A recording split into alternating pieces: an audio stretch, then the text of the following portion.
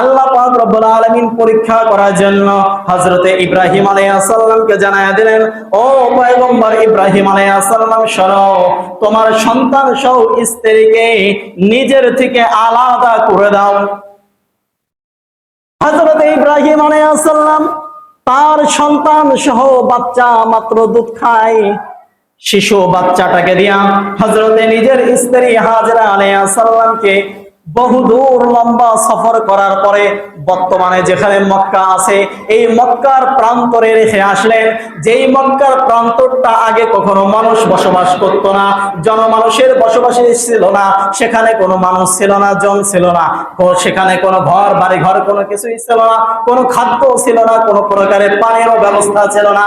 হযরতে ইব্রাহিম আলাইহিস সালাম কেবলমাত্র তার সন্তান হযরতে হাজরা আলাইহিস সালামকে আর তার সন্তান হযরতে ইসমাইল আলাইহিস সালামকে সেখানে রেখে যখন চলে আসতেছে, এবার স্ত্রী হযরতে হাজরা আলাইহিস সালাম তার সন্তান তার স্বামীকে ডাক দিয়ে বলতেছেন, ওগো প্রাণের স্বামী, তোমার দয়ার ভিতরে আজকে নিষ্ঠুরতা কেমন করে জন্মে গেল, যেখানে কোনো মানুষ বসবাস করে না, যেখানে খাদ্যের কোনো প্রকারের কোনো দেখা যাইতেছে না, কোনো প্রকারের কোনো খাদ্য আছে না, এখানে কোনো পানি আছে না, এখানে কোনো মানুষ বসবাস করে, আমাদেরকে এইখানে কেন রেখে যাইতেছো, আমাদেরকে কি একটু বলা যায়? ইব্রাহিম আলাইহিস সালাম কোনো কথা বলে না।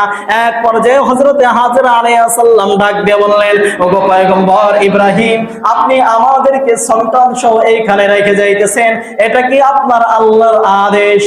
ইব্রাহিম আলাইহিস সালাম কোনো কথা বললেন না, শুধু মাথাটা নাড়ায়া বুঝাইতে চাইলেন, হ্যাঁ আল্লাহর আদেশ। হাজরা আলাইহিস সালাম বুঝে ফেললেন আল্লাহর পক্ষ থেকে যেহেতু আমাদেরকে এখানে থাকার জন্য এসেছে, সুতরাং এখানে কোনো না কোনো আল্লাহর রহমতের ব্যবস্থা হয়েই যাবে। হযরতে হাজরা আলাইহিস সালাম তার সন্তান হযরতে ইসমাইল আলাইহিস সালামকে নিয়ে সেখানে থাকতেছিলেন।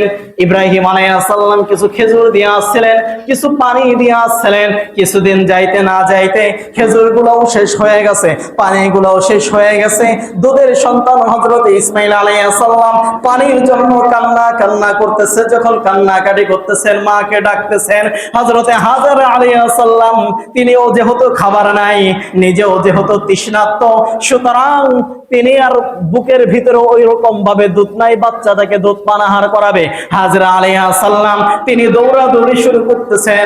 একবার সাফা পাহাড়, যেহেতু মক্কার পাশেই দুইটা পাহাড়, একটা পাহাড় হলো সাফা পাহাড় আর একটা পাহাড়ের নাম হলো মারওয়া পাহাড়। দুইটা পাহাড় যেহেতু পাশাপাশি, মরুভূমির প্রান্তর, পাহাড়ের উপরে যখন রৌদ্রগুলা বালির ভিতরে চিকচিক করে তখন কেমন যেন দূর থেকে মনে হয় ওইখানে পানি পাওয়া যাবে। হযরতে হাজরা আলাইহিস সালাম দৌড়ে একবার সাফা পাহাড়ের উপরে উঠে সেখানে যাওয়ার পরে দেখেন কোনো পানি নাই, আবার সেখান থেকে নামেন, আবার দৌড়ে মারওয়া পাহাড়ের উপরে উঠেন, কিন্তু সেখানেও যাওয়ার পরে দেখেন কোনো পানি নাই।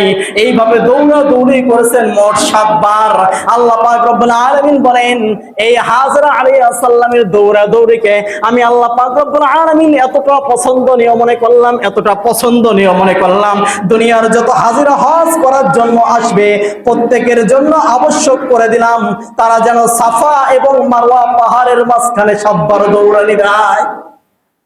হযরতে হাজরা আলাইহিস সালাম এক পর্যায়ে নিরাশ হয়ে যখন দেখলেন কোনো পানি নাই, দৌড়ে চলে আসলেন সন্তানের কাছে।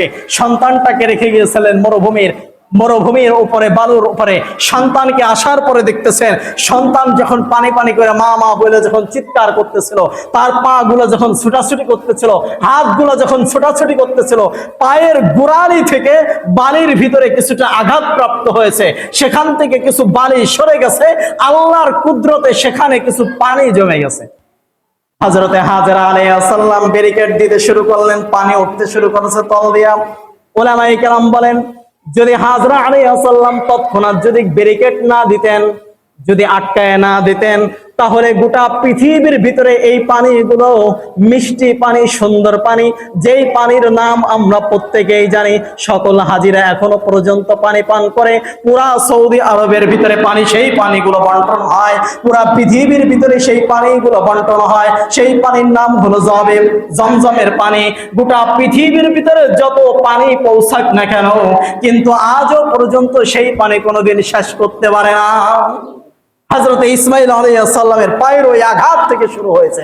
উলামায়ে কেরাম বলেন, যদি হাজরা আলাইহিস সালাম ওই সময় পানিকে ব্র্যাকেট না দিতেন, চতুর্দিক দিয়ে না আটকাইতেন, গোটা পৃথিবীর ভিতরে এই জমজমের পানি পৌঁছায় যেত। হযরতে হাজরা আলাইহিস সালামের ওই আঘাত থেকে, হযরতে ইসমাঈল আলাইহিস সালামের আঘাত থেকে শুরু হয়েছে জমজমের পানি সূত্র।